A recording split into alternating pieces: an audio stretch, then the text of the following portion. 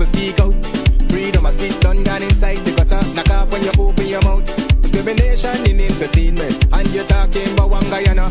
When the Ministry of Culture keep the big shows, one set of girls and banner. Cause I done fed up, you done fed up, he done fed up, she done fed up, we done fed up, the people fed up. You're hiding corruption inside the cup, look how evil set up. The people fed up. Every picture you take and promise you make, everything you do is about clouds. Then you come into me for I shake your hand, there's nothing to smile about. Corruption inside every sector, but when it comes to them they send you. Try investigate efficiency, right? Go talk to Barretons too. Cause I done fed up, you done fed up, he done fed up, she done fed up, we done fed up, the people fed up. You're hiding corruption inside the cup, look how evil set up.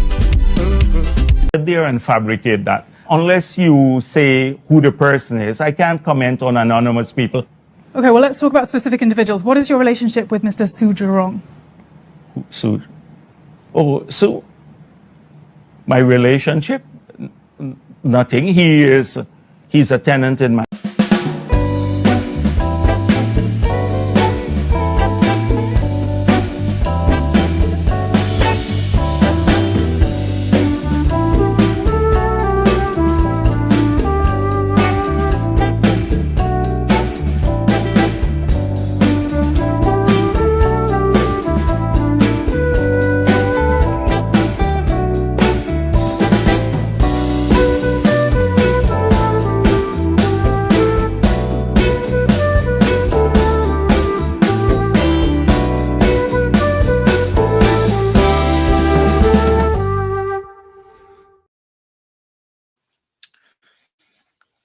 Pleasant good evening, everyone. Good evening, and welcome to Straight Up on Bench Up Radio 107.1 FM. Good evening, Guyana. Good evening, listeners and viewers. Please go ahead, share the link, like the program. I know tonight we are getting off to a little bit of a late start, but nevertheless, we're having a program this evening. It's election time. Boots needs to be on the ground. The ears of the Guyanese people needs to be on the ground. Okay, so let's get up. Let's start moving about here. Grab our little drinks, and we're gonna have a program here tonight. Okay, we're gonna talk a little bit about the elections and what strategies the opposition must have in place and what mechanisms must be in place in order for them to be victorious at the September 1st, 2025 general and regional elections. Because, ladies and gentlemen, we all know that it is somewhat of an uphill climb for the opposition. Okay, let's just look at the whole framework of the elections. Look at the parties. You have WIN, you have the PPP, and then you have the APNU. Right, I put those two at the two ends, and I put the APNU centered. Okay, we also have Forward Guyana. I'm gonna put Forward Guyana right in the center also with APNU, because the ideology is very, very, very similar. Okay, and those two parties, I think, would attack issues very, very similarly. So I'll put the two in the middle and have them flanked by the PPP and WIN. Okay, and we're going to start to look at these parties from a financial perspective, ladies and gentlemen. So we know that APNU is not competitive with the PPP when it comes to finances, right? We know that the budget of the opposition was cut once the PPP would have step into power, right? Yet we heard Anil Nandalal in New York saying that we need a strong opposition in Guyana, right? Contradicting what the PPP as a party or as the lead party in government is actually doing to the opposition parties. All right? Stifling them, suppressing them from a financial perspective. How do you expect to have an opposition that's going to challenge you if you're cutting their budgets? And how can you cut the budget in this strong oil producing nation? But nevertheless, that is what the PPP would have done. So APNU, has to play from behind from a financial perspective. But if you're playing from behind from a financial perspective and your strategy is correct, you can still finish the race up front. There's a great chance that you finish up front, because elections, yes, while money plays a big part, it also, if you have a smart electorate who understands the issues and how the issues apply to them and their families directly, it can change the whole financial narrative, right? And that is what, at least from my position as an analyst, that is what I am hoping to see in Guyana, that the electorate would have been edified enough from all of these forums that they will go there and understand that they are voting to the issues that are affecting them and their families. Key issues. Okay? All right. So you could look at poverty, you could look at education, you could look at job creation, you could look at a lot of things. Small business opportunities for, what would I want to say, African Guyanese and other ethnic groups in Guyana, poor Guyanese of East Indian descent. These are some of the issues that the people on September 1st can vote to. Also, equal justice. That's a massive one. That's a massive one. Equal justice. Equity when it comes to justice. Justice for all. But one other key thing that we would need to look at also from the opposition perspective. Scrutineers, man. Those scrutineers are going to be so critical. So critical. The vetting of the scrutineers, making sure that they are there at the polling stations on time and in place, making sure that they stay in place. It is so critical that the opposition have enough resources to spread across the country to make sure that these people also are authentic, have a high degree of what do I say, morals, right? And their ethics are in place, because the PPP is definitely going to try to pass money, right? They're going to try to pass money, but Guyanese need to be strong. Guyanese need to be strong. You have to understand, this is not a short-term thing. This is a long-term thing. This 2025 elections, you're not voting for the next 5 years. You can trust me on that. You are voting for way beyond the next 5 years. So that is how critical it is. That's why the PPP is pushing so hard, because they know that if they get through this time, they can possibly have Guyana on lock, PPP lock, for the next 20 years or so. They know that. They understand that. And from an opposition perspective, the opposition needs to understand that.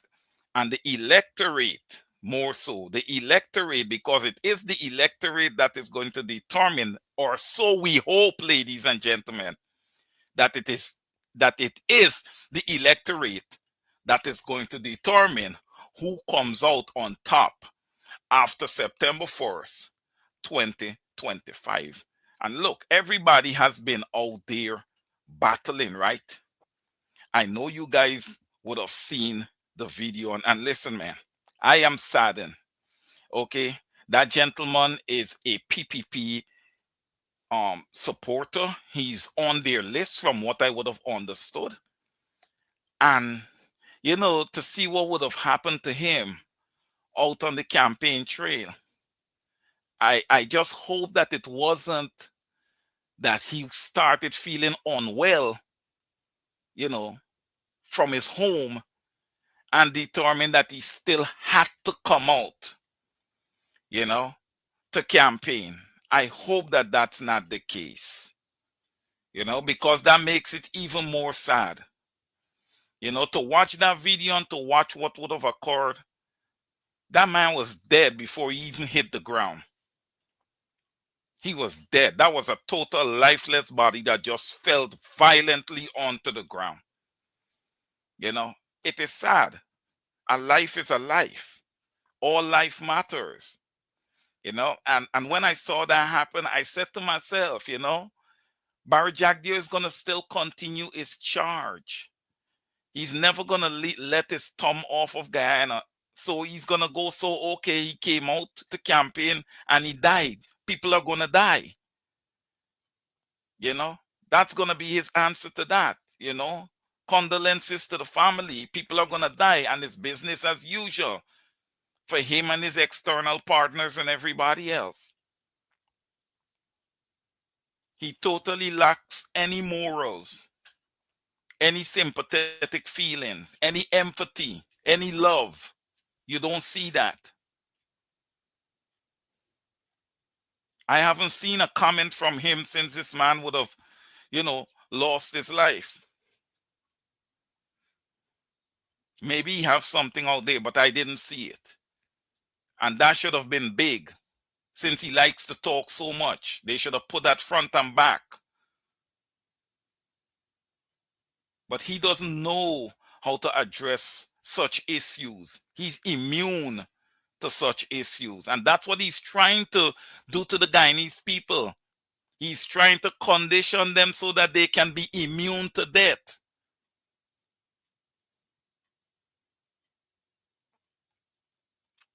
It is because of one Barry Jagdeo that Guyana doesn't even have a chance of having a national government. And right now, it makes no sense having a national government.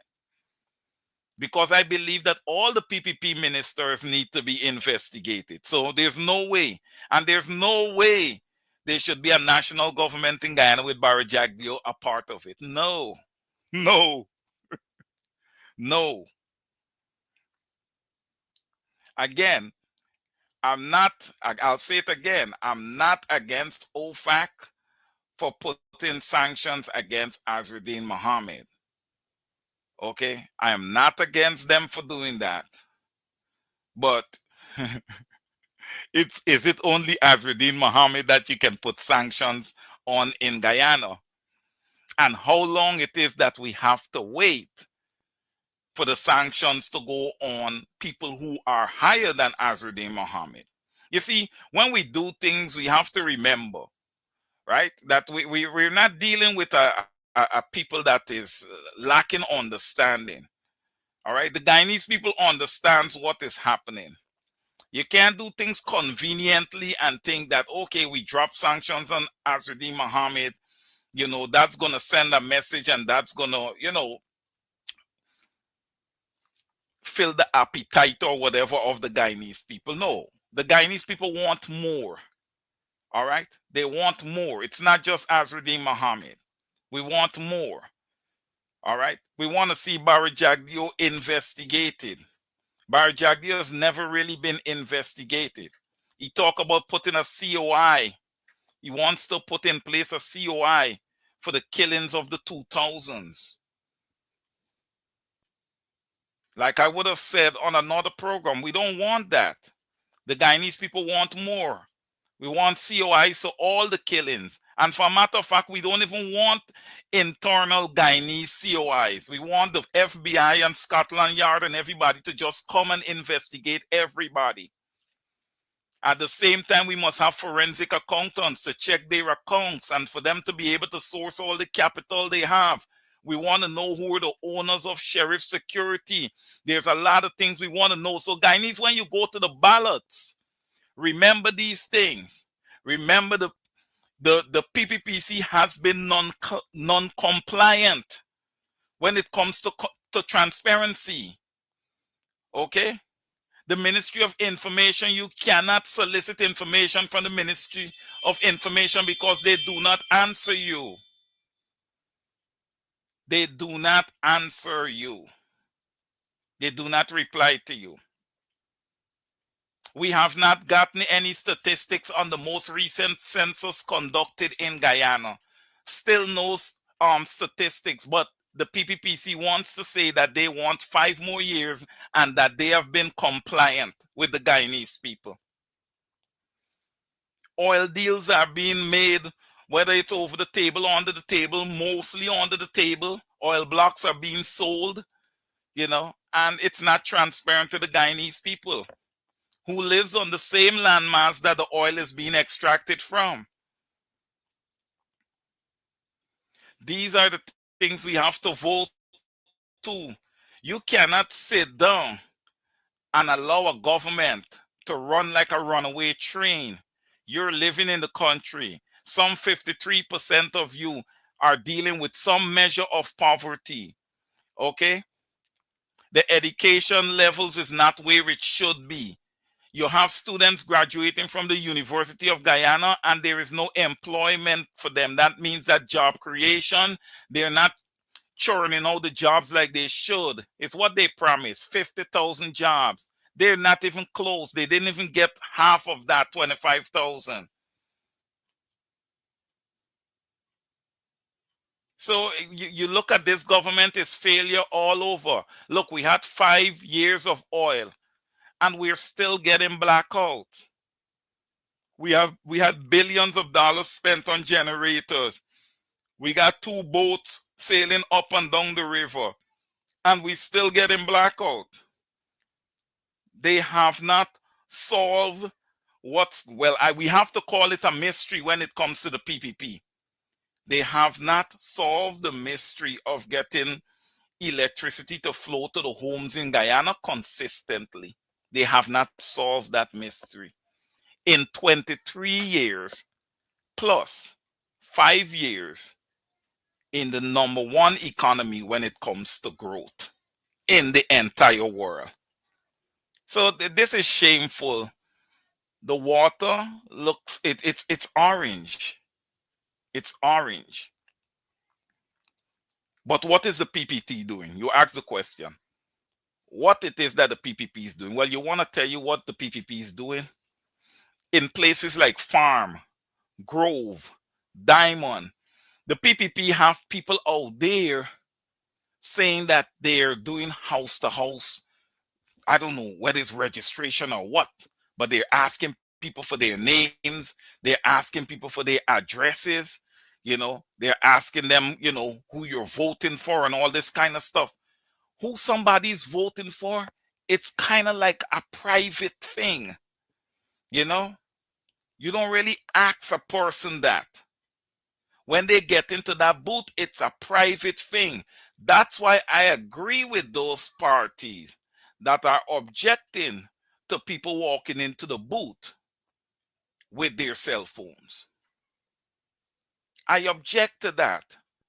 I believe that that is totally illegal for one to go in, cast a vote, take a picture of where they vote, and then go back to a party member of that party that they would have voted for and collect whether it is 50,000, 100,000, or as much as 250,000. That's why the PPP went back to the Treasury for that money.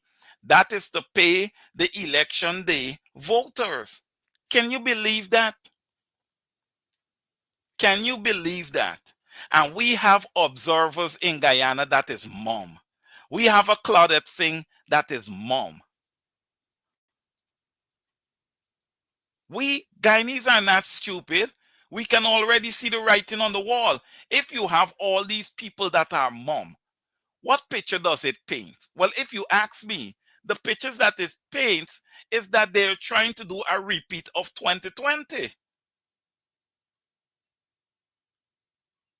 They are trying to do a repeat of 2020. And what really concerns me is the boldness of the PPP and how they conduct their wrongdoings right in front of your face in bright daylight. You don't have to take a candle to go in the night to see what it is that the PPP is doing that is wrong. They do it boldly in front of your face. What type of a picture does that paint to me? It paints a picture to me that they have strong external support. And if you ask me, as a Guyanese, and if I was a Guyanese on the ground in Guyana, how do I counteract that? I counteract that if this election is not free, fair, and democratic, I shut the country down. It's my country. Somebody from the external cannot come and determine who is going to lead me. That's a me and my Mati people to decide. You go back to your country and you vote for who you want to rule you. Don't come to my country and try to determine who is going to lead me.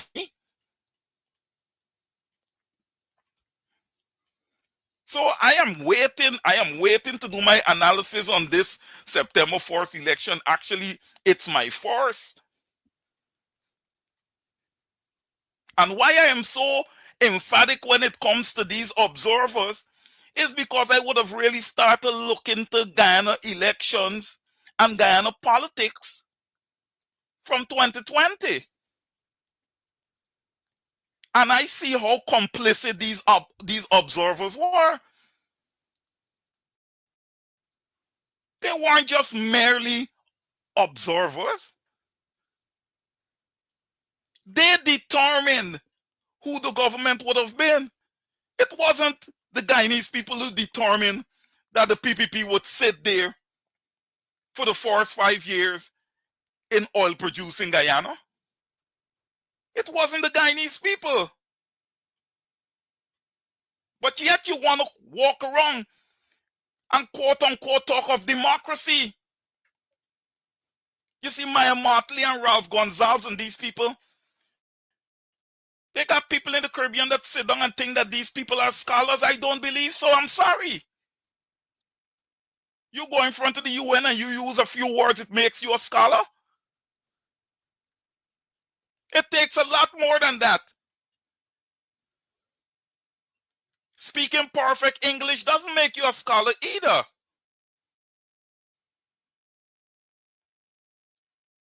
Maya Motley would have showed me that she has no type of integrity whatsoever.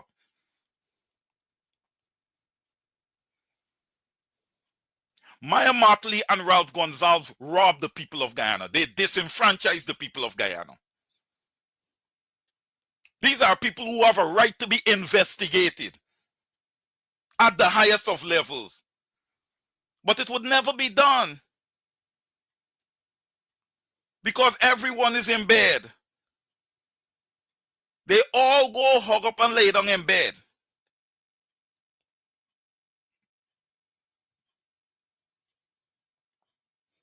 That's shameful, man. I hope that all of them would have sat down over these 5 years and would have watched what their decision would have done to the Guyanese people. And you Guyanese people, y'all are something else, you know. You guys just make these people walk in at the airport. There's no protest. There's no nothing. Maya Motley just walking to Guyana. Ralph Gonsalves just walking like if they own stuff. Maybe they do. Maybe they do.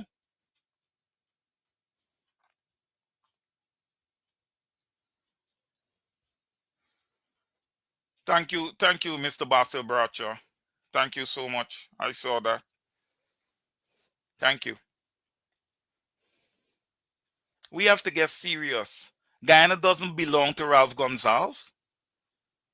Guyana does not belong to Maya Motley. Guyana does not belong to Barra Jagdeo. Yes, Guyana does not belong to Barra Jagdeo.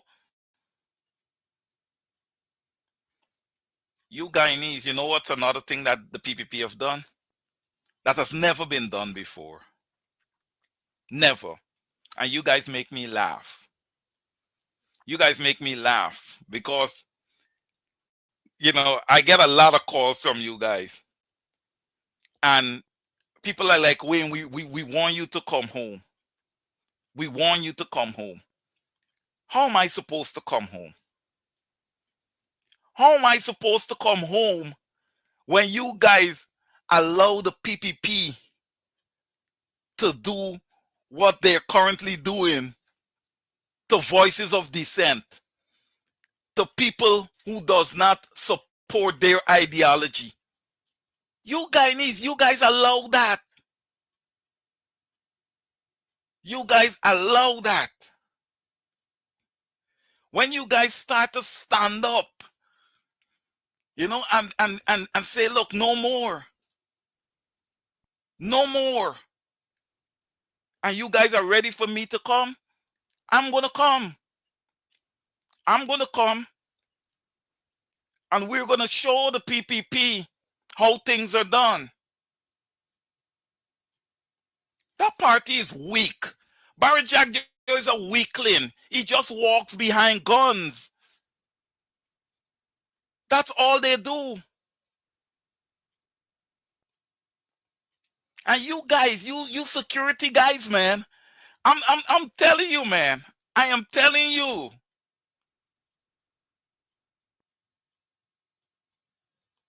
You guys just hurt the people to defend these maniacs.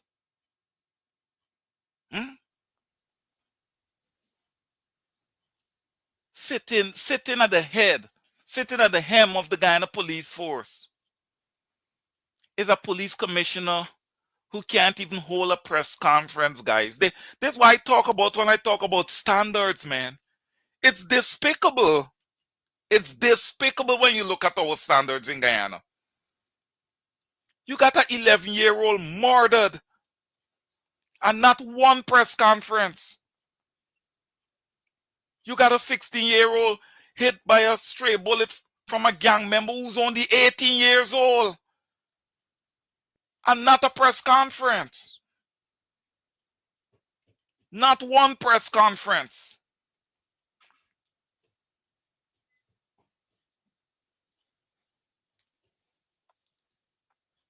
And then Barry Jagdeo gets on his press conference and he seeks to separate himself from the Guyana police force, or wants to separate the PPP from the Guyana police force. No, the PPP and the Guyana police force is one.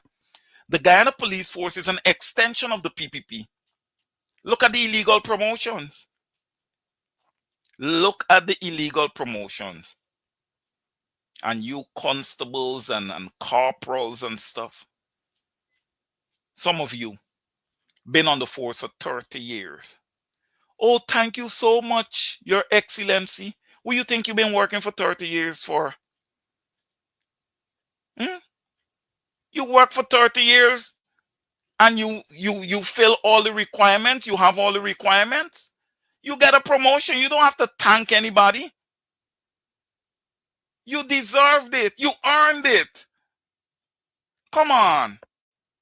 And then some of you guys, I don't want to be bad, guys. Please, I don't want to be bad.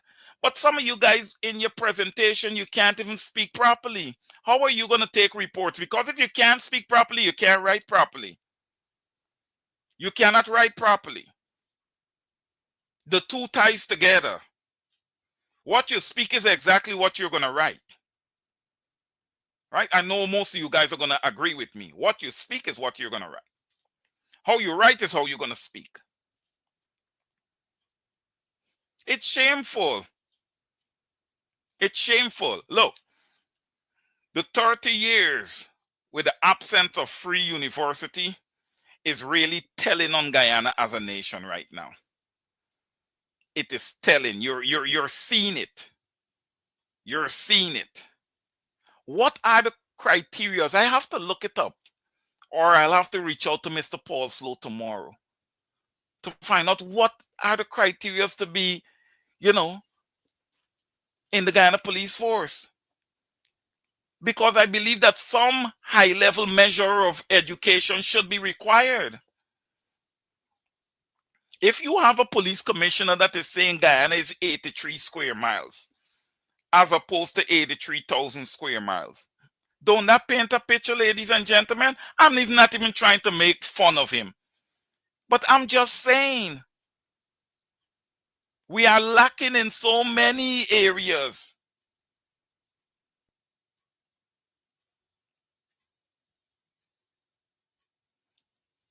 And then we turn to the Public Accounts Committee.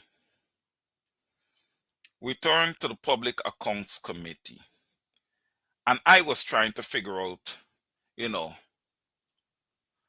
what can be done to make this Public Accounts Committee compliant, right? Because it needs to be compliant, right? The Public Accounts Committee kind of reports on how the monies within government is spent. And to know that that we don't have reports of 2020 yet, right?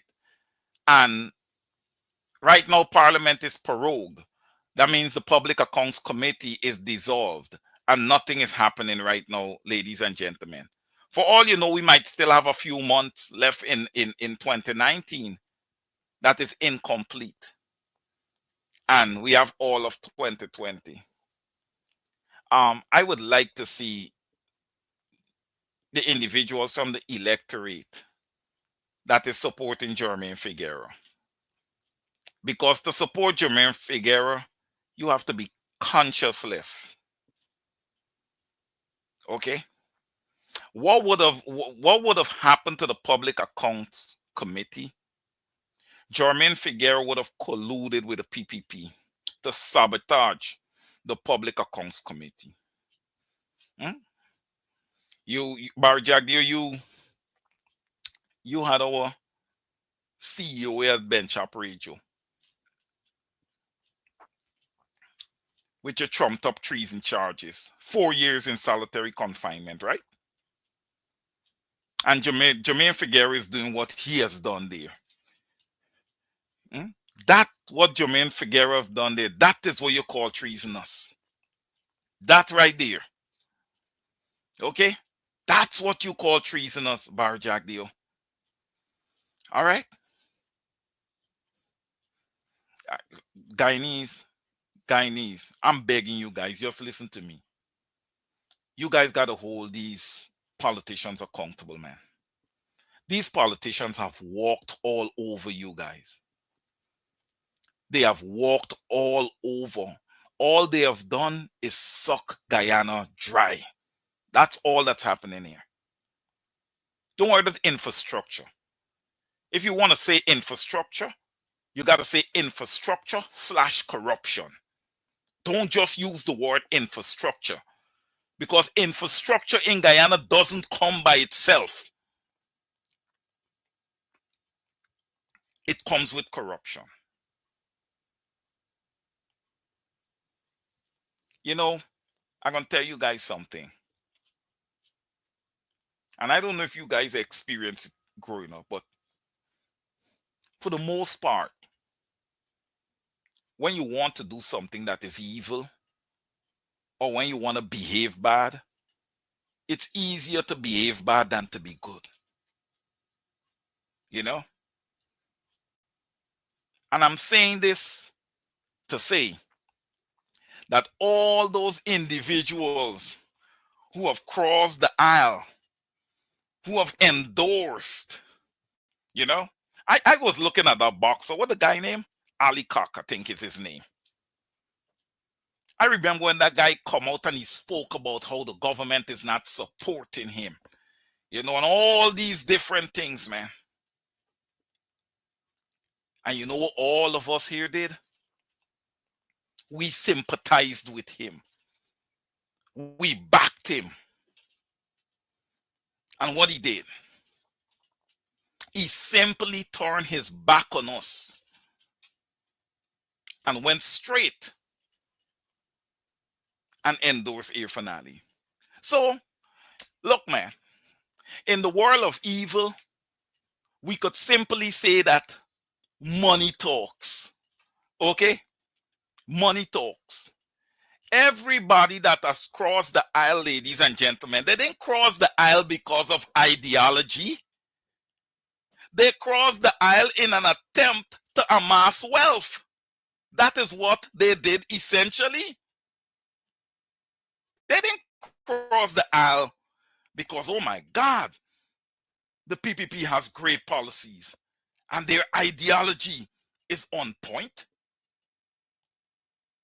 They cross for exactly what the normal Guyanese say. They cross to put their mouth and to catch the soup. Okay? That's why they cross the aisle. But Guyanese, you guys can send a very emphatic message come September 1st.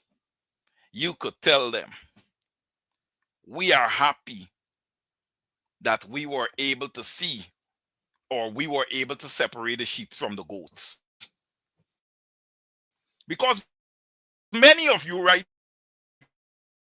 here said, in time, there are snakes. They are going to heads, and we're going to see them. Well, you guys were right. You guys were right. We saw a whole lot of snakes. Right? We saw a whole lot of snakes. We even saw crapos. Right? And what you guys do, you get your salt and you sprinkle on them and you chase them.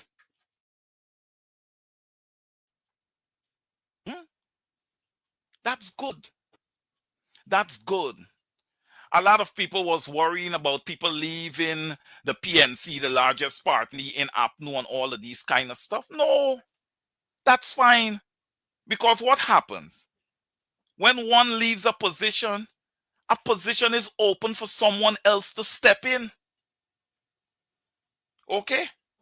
And then, like I would have said earlier, what impact did those people who would have left had on the party?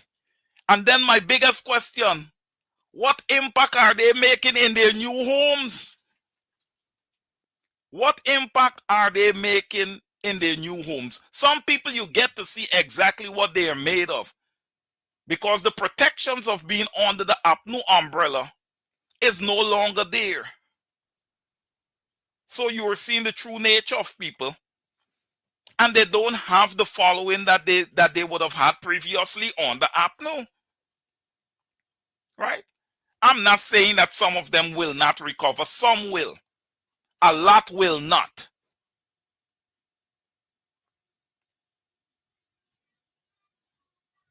Well, to the parties now, we were expecting a coalition, a full coalition. We still have a coalition, but I'll be honest with you guys, and I know you guys are going to agree with me. It is not the coalition that we all here would have expected. And I want to say one thing. If the leaders think that we are not disappointed, they got a wrong thought, because we are extremely disappointed. We are extremely disappointed. Okay? And if it is down the road that we find out that people were paid to start their own parties to weaken the opposition, I myself will participate in pulling them down. I'm saying it right here. I am saying it right here, because that is selfish. That is selfish. And to allow somebody to pay you, when somebody pay you, that's a personal gain to you.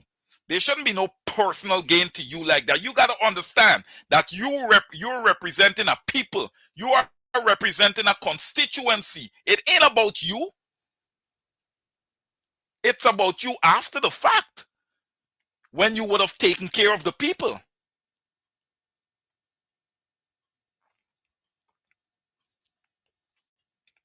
It's about you after the fact. Look, I'll be honest with you guys. I respect those members of parliament. I respect the leaders, because what? They're leaders, right? Even if you don't like the person, I believe you should respect the position. But in my book, when you mess with the Guyanese people and what you're supposed to be executing on their behalf, we have a problem. That respect goes out the door. That respect goes out the door. I have one job when I come on programs here, and that's to represent the Guyanese people, period. Period. Nothing else. Okay, you can't solicit me, you can't shut me up with money, you can't threaten me. You threaten me, I'm going to just talk more. There's nothing you could do. You can't put no ERC on me. They never wrote me. I've asked them to write me 1,000,000 times. They can't. There's nothing. Barry Jagdeo can't tell me anything. There's nothing he can tell me. There's nothing there. You ain't gonna find anything. It's nothing. Unlike you, Barry Jagdeo. Unlike you. With your nice picture posing off with Mark Kozerki, the man with the big AK-47 or AR-15 that he had there, whatever it was, in his hand. Runs a wine bar by day. Executioner, extrajudicial killer by night. Barry Jagdeo. You're not going to find me associating myself with such people, sir. Okay? Guyanese, youths, talk to your parents, man. Talk to your parents about what would have occurred between 1992 and 2015. Talk to your parents. You need to know the history of your nation. Parents, stop walking through your house, mom, and your sons them with their hair twists on their head and nappy on their heads, and they just walking with their pants halfway down in and hold the house all day, and you say, you utter a word, not a word.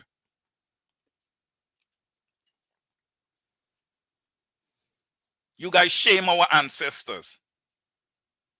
Got to speak to your children. Your parents spoke to you, right? You got to carry on the tradition. Speak to your children. All right? And to the youths, man, exercise some patience. Listen to your parents. All right? You're not here on earth to live to 24 or 25 or 30. You're here to live a life, man. To have children, the Almighty sparing your life. To have grandchildren. To grow old. That's supposed to be your expectation. Not to born to your parents, a mother go down, lay down, go through all that pain to bring you into this world. You're taking guns from people. You're smoking your life away. You're not attending school. You're just on that bottom house all day. Waiting for the PPP to order somebody to just come and shoot up onto the bottom house. Example, what happened in Buxton just the other day, killing a 16-year-old. You see, what has happened in Guyana, right? It's perpetual. The violence is just consistent. So there's so much incidents to talk about that we lose track. We lose track of them. There is so many unsolved cases out there. And look who you have at the helm of the police force. Now, OFAC, what are you doing? These are the people that need sanctions. These are the people that need sanctions. The entire PPP should receive human rights sanctions. The entire party. All of them that sits there in parliament. Look, man, the opposition needs to win this election. It is mandatory that they win this election. The sight of Mansour Nadir makes me sick. The worst speaker in the history of parliament. The most uneducated of all the speakers ever in parliament. There's no doubt about that. Why? Under your government, a young 11-year-old was murdered. Still an unsolved case. Right? The opposition stood up. They stood up and requested, I believe it is 1 minute of silence. Guys, ladies and gentlemen, 1 minute, 60 seconds of silence in Parliament. Manzo Nadir, you refused. You refused.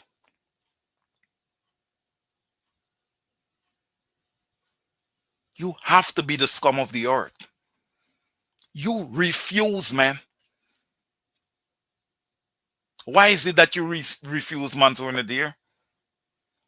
And you see how intense Guyana was. Not even Guyana, the world. And you still stood up in proper PPPC dictatorship fashion. And you said, no. I asked one question to you guys. Is it because she is African? She was African Guyanese, from an African Guyanese family.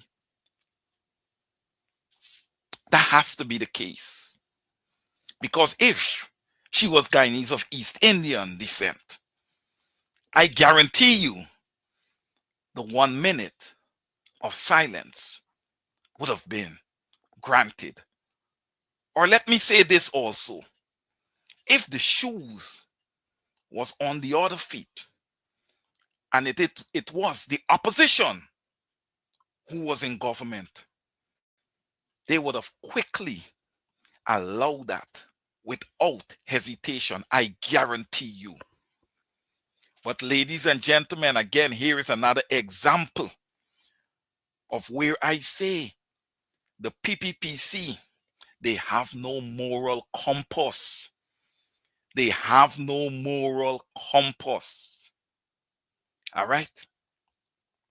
That's why, I stay quiet, but it hurt my heart when I see people like Attorney at Law Selwyn Peters comes out and speaks as if the PPPC has done absolutely nothing. Like if everything is good. You see, Selwyn, you guys go to Guyana and you guys sport. You guys are at this level. You understand me? The people of Guyana is way down.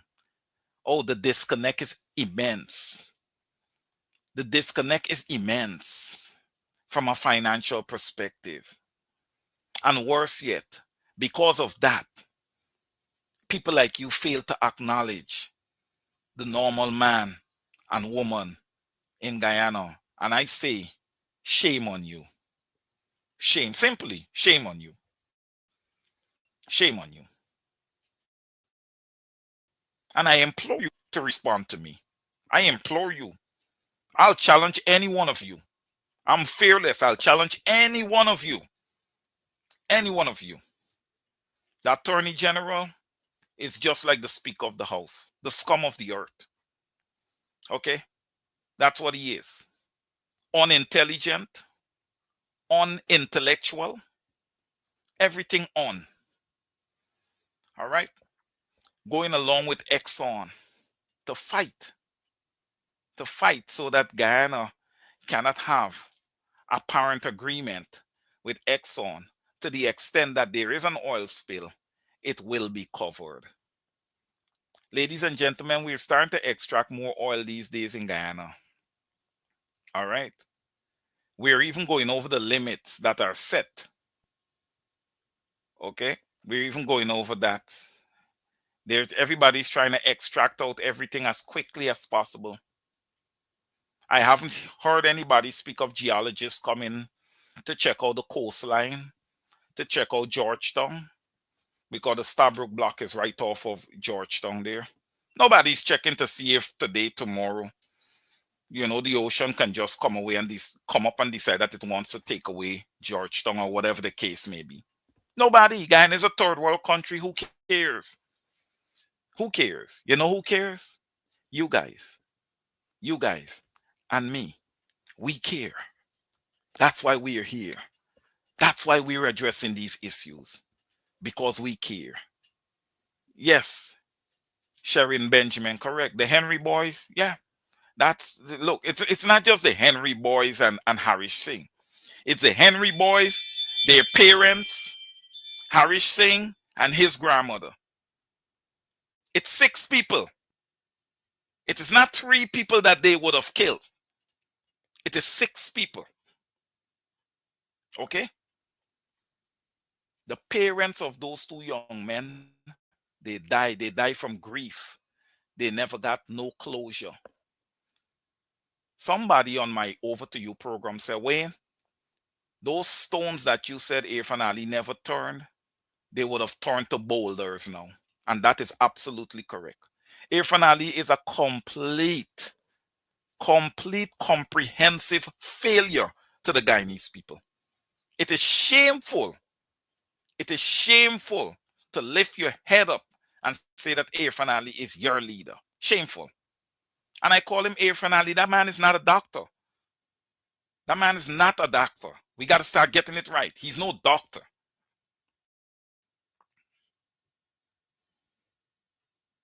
Barry Jagdeo, Irfan Ali, Anil Nandalal.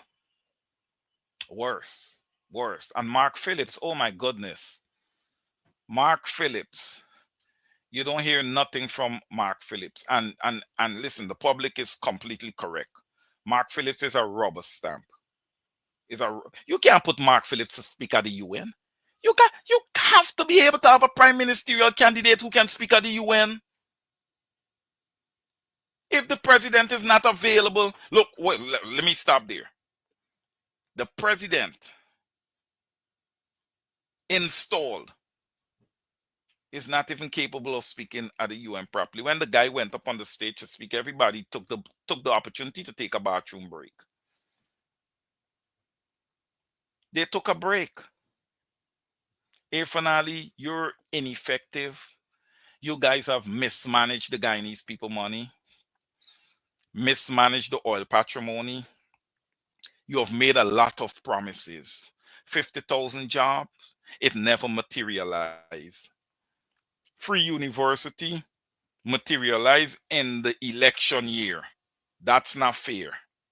That is not fair. You deny the Guyanese people 4 more years, taking the tally of years to 30. 3 decades. 3 decades you would have denied a people free university education, which is enshrined in their constitution. Right? That's the PPP. That's the PPP in a nutshell.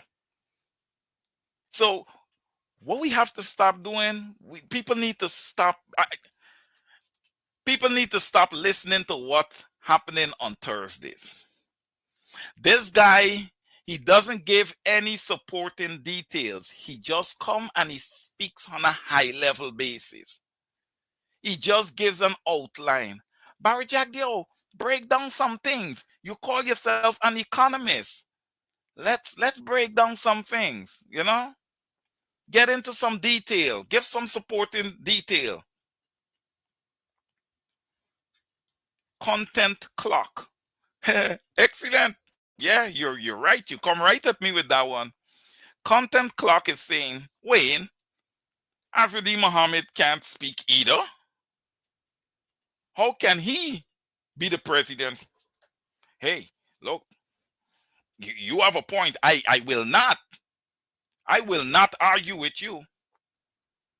Maybe Azruddin Mohammed could learn to speak, but that's not for me to determine. That is not for me to determine. But I say this.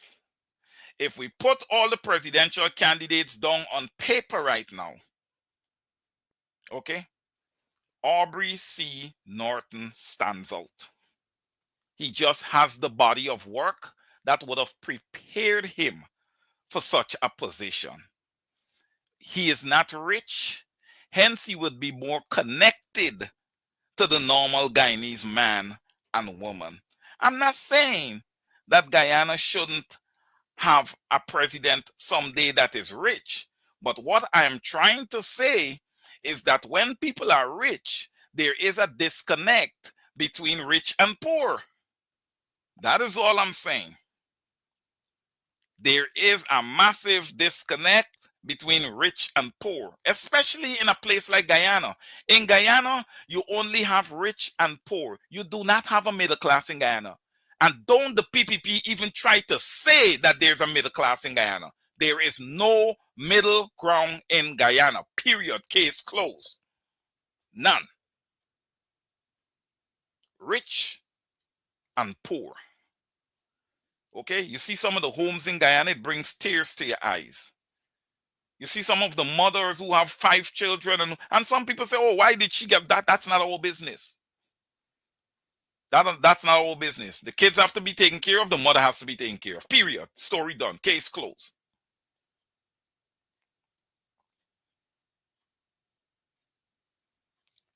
We need change in Guyana. And change need to come September 1st. I hope that the opposition is doing their groundwork, getting their war room together.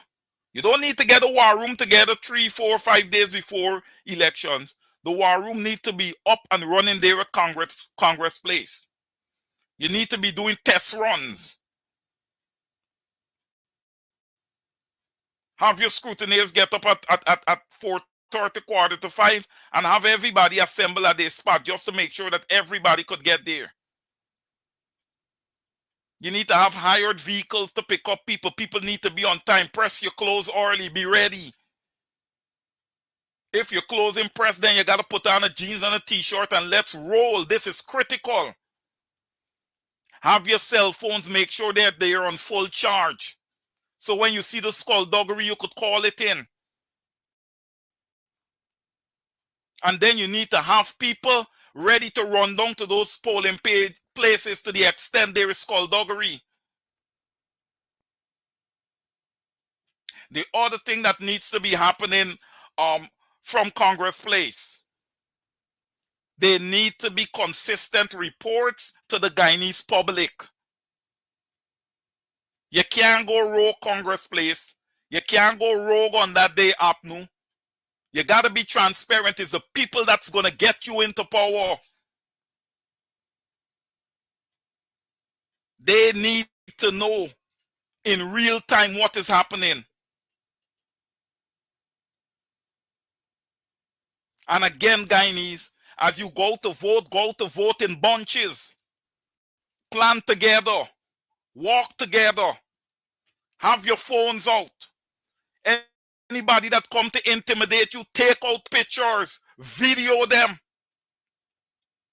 Video them.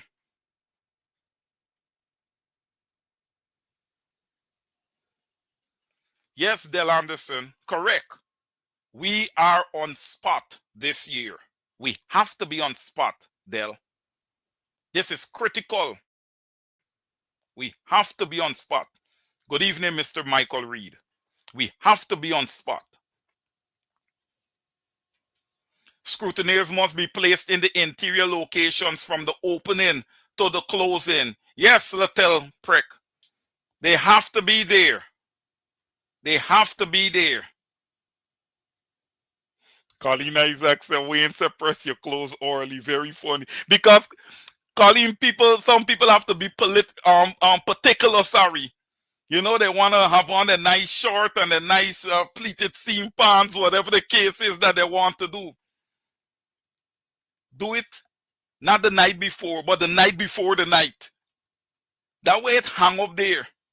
And you just got to get up in the morning and execute. That's it. Look, when you go there as a scrutineer, you are representing APNU. You are representing what is good. You are representing what I believe essentially is going to be good for Guyana.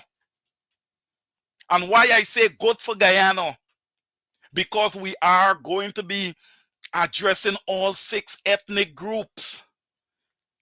We need a government that will address all 6 ethnic groups in Guyana. Ladies and gentlemen, who has been the protectors of the Guyanese forests? The indigenous people. And what percentage of the carbon credits are they entitled to order the PPP? 15%. And what did Comrade Norton say they're going to be entitled to order APNU? 50. An additional 35%. That is correct. They have a right to get 50%. They are the general partners, right? In a partnership, we are looking at a business structure, a partnership business structure. In a partnership business structure, and Littell, you will know about this, you have partners. And amongst those partners, you have what you call a GP. That GP is called a general partner. What differentiates the general partner from the normal partner? The general partner participates in the day-to-day operation of the partnership. And that is exactly what the indigenous people are doing. They are participating in the everyday operation of the partnership. And Comrade Norton is going to reward them with 50% of the carbon credit, which to me is right in line. It's an excellent deal. This way, and he says the money is going to be transferred directly into the communities, not to be siphoned off by anybody, and next thing you know, the money disappear. You know, we're not seeing better schools in the indigenous regions and all these kind of things. No. Also, there's going to be a monthly stipend for all the Tushaus for doing the work that they do.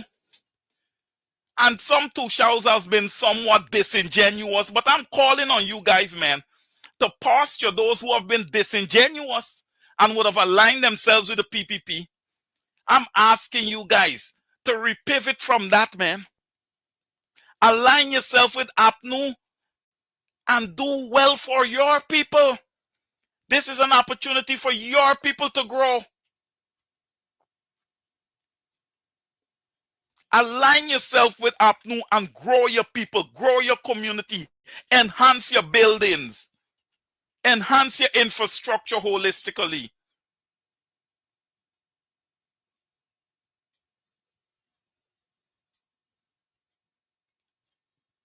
Once the electorate goes out, let me change that. When the electorate goes out and vote for a new government, we are going to see tremendous change in Guyana. We are going to see tremendous change. We are going to see a new posture from the Guyanese people, right? We're going to see less guns in the streets, right? I know many of you remember back in the old days when people used to go out and party. You used to go out and party and you look forward if it's Thursday night, wherever it. I used to live in Pleasant, so I know Thursday night it used to have profits. And then you know you have it that when you start Taps and them guys, you have different places every night. But today, when you go out and you party today in Guyana, you partying today, by the time the party's over, there's some shooting up, and then the next Thursday you ain't going to another party, you're going to a funeral. We got to get better than that, man. It's every week is something. Right? Last week we had the funeral for the lady Mocha, the entrepreneur that get gunned down. That woman was literally assassinated, man. Those guys kill her like real assassins. Where did Guyana get such beast? A woman, a female. Look how you kill her. Barry Jagdeo, that is the values that you guys have imparted on the Guyanese people. I am telling you that because I've never seen that before. These type of behaviors started occurring from 1992 onwards. But you guys have a major issue. There is social media, there's smartphones, and Guyana is now open to the world. Guyana is now open to the world. The world is watching. But Guyanese, come September 1st, let's have the world watch. But let them watch APNU and the small parties merging together, okay, and enhancing Guyana. All right, let's see a true Guyana going forward. A Guyana that is equitable for all 6 ethnic groups. Okay. A Guyana where you see distribution of wealth across all ethnic groups, where you see equal opportunity across all ethnic groups, whether it's education, whatever it is. That's what we want. That's what we want. That's what the Guyanese people are looking for. Under the PPP is sheer lawlessness. Yes, Michael Reed, correct. Diat Joseph, let's get the PPPC out, y'all. Correct. Angela Jordan, vote APNU. Yes, vote APNU. I remember when I first started doing programs, guys, when the PPP was first elected. And my brother said to me, we have to attack them. And I turned and I told him, no, you can't attack. Let's wait to see what they're going to do. Right? They get the first stab at oil. Let's wait to see what they are going to do. But you know what? We were both right. I was right to say, let's wait to see what they're going to do. And my brother was right for saying, let's attack. Why he said, let's attack? Because he knows. He knows. He was in Guyana when the Phantom was reigning supreme. Okay? He was in Guyana when the Phantom was reigning supreme. So he knows, he understood the culture. I was long gone from Guyana. So it went back, it was like back to learning for me.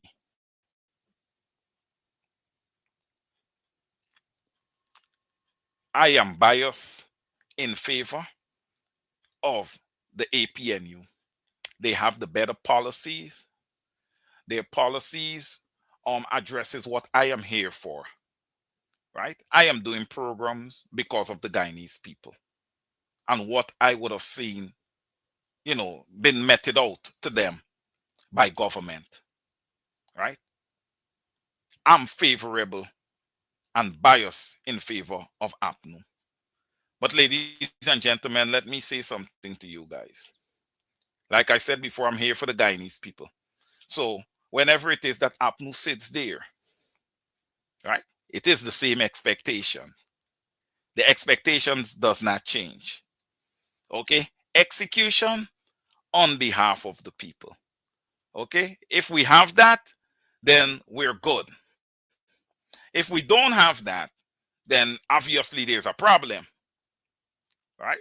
And if that problem, I'm hoping that problem doesn't come about. If that problem comes about, ladies and gentlemen, we gotta start looking at taking over our country ourselves and managing it. I'm just saying. So basically what I'm saying to all politicians across the board, I don't care who you be, what party you're from. You agree to a salary. You agree to execute on behalf of the Guyanese people. That's the expectation of the Guyanese people. So it's either you're going to execute or we're going to do our business ourselves. Right? One or the other. Ladies and gentlemen, all right, it's 10:39. We've went late tonight. I must tell you guys, as we get closer to elections, good evening, Mr. Ian Bino. As we get closer to elections, we're going to be having some late shows because we're going to have a lot to cover. Okay? We're going to have a lot to cover. Ladies and gentlemen, do not, on the ground, the electorate, no spoil votes. Do not spoil your vote. Make sure you get your X in the box next to the palm. Yes, I'm telling you, next to the palm. Okay? All right. Well, look, again, we have a large opposition. We have other parties also, right? I think it would be unfair to not give them a little bit of bly. You have the Forward Guyana movement, right? And you have the Simona Brooms party, right? You guys vote, vote, vote, vote. Don't vote PPP. Do not vote PPP. All right? I'm not going to elaborate tonight on the Win Party. I'm not going to elaborate tonight on the Win Party, but one thing I'm going to say is that the leader of Win has been somewhat very conservative, because I know that that gentleman have to have a lot of secrets to the PPP, and the PPP probably got secrets to the for that gentleman. So all I'm going to say to Guyanese is that this is not time to play games and take risks, man. You need a new government, all right? And you need to start benefiting in your own country. You guys need land. You need homes, all right? Not 8, 9 of you, grandmother, your mother, you, and then if you're 23 or 24 and just happen to have a child early, that child, say the whole other generations under one roof, right? I'm not saying that people shouldn't do that if they want to do that, but there are people who want to string out, there are young couples who want to go there and who want to have their own place so they could have their little privacy and start to build a life and these kind of things, and they can't do it because when they go there and work, the monies that they make is not enough to move out from their parents. It's just not enough. They don't even have any disposable income as is, much less to say that they're going to go out and try to purchase a piece of land and build something. So this rent to own has me very, very, very happy. I would love to see it implemented. I would love to see a large percentage of Guyanese have their own homes and able to build their families, have a happy life, able to travel. Is what they have. They have visa-free travel to London and stuff like that. And look, I'm gonna throw this out there. Something that I have been thinking about. I know you guys might say that I probably pushed it, or I'm pushing it a little bit. But what I've been thinking is that there's so much unemployed university students in Guyana and just unemployed skilled people in Guyana. And one of the reasons that some of the reasons that they're unemployed is because they're just not being paid enough. You know, they want to pay them next to nothing, right? I believe that since the US and ExxonMobil and all these investors that they have, and they're getting so much from Guyana because these guys earning per share coming out of Guyana based on their investments, it's through the roof. Guyana is like a nest right now for investment. Maybe the US could open up and grant some work permits, some work visas, so Guyanese can come over to the United States and work for 6 months or so and go back and do rotations and these kind of things. You know, maybe that's something that they could look at. You know, the PPP would never get in there with the ambassadors and make these kind of requests. You understand me? There's what you call business deals. It cannot just be a one-way street. Guyanese have to be able to benefit. Okay? Guyanese has to be able to benefit. I do hope that one day I don't get into government, you know, because I am going to have a lot of proposals. There's going to be a lot of things that, you know, I am going to propose. I love doing business proposals. I love doing these type of things. Though I'm an accountant, I'm not a business manager per se. But ladies and gentlemen, it's been good being with you tonight. Mark will be back tomorrow night. Tomorrow night is Wednesday. Yes, tomorrow night, Thursday night, Friday night. I will be here with you guys Saturday. That's providing that there's not an APNU rally on Saturday. If there is an APNU rally on Saturday, you're going to see me Sunday in prime time on Over to You. Please don't forget, guys, I am on Over to You either Saturday or Sunday. Okay, if it's not Saturday, we're gonna post and say that it's not Saturday because of the rally. I want you guys to really lock in and focus on the rally. Guyanese on the ground, please make sure that you attend these rallies. We have to participate in our democracy. We must. Okay, I am going to call it a democracy tonight, but if we don't participate, ladies and gentlemen, it's definitely going to become, okay, a dictatorship. All right, the democratic framework is still there. Let's put it to use, ladies and gentlemen. Again, I love each and every one of you. Thank you for tuning in tonight. And I want you guys to do me one big favor, all you guys on the ground in Guyana, man. Keep yourselves safe. You young men on the ground in Guyana. Once it's closing and it's 2 or 3 days before elections, man, and you don't have to go out, have your stocks inside and stay inside. Okay, go out on election day to vote. Don't go there and let these guys lock you guys up for no reason so you can't cast your vote. This is important. This is very important to your future. I am telling you that each and every one of you matters. Don't feel like if you don't matter. I want you guys to participate in this process. All right? Until guys, I may be back on Friday. Until, see you guys Friday. Have a good night. Good night, everyone.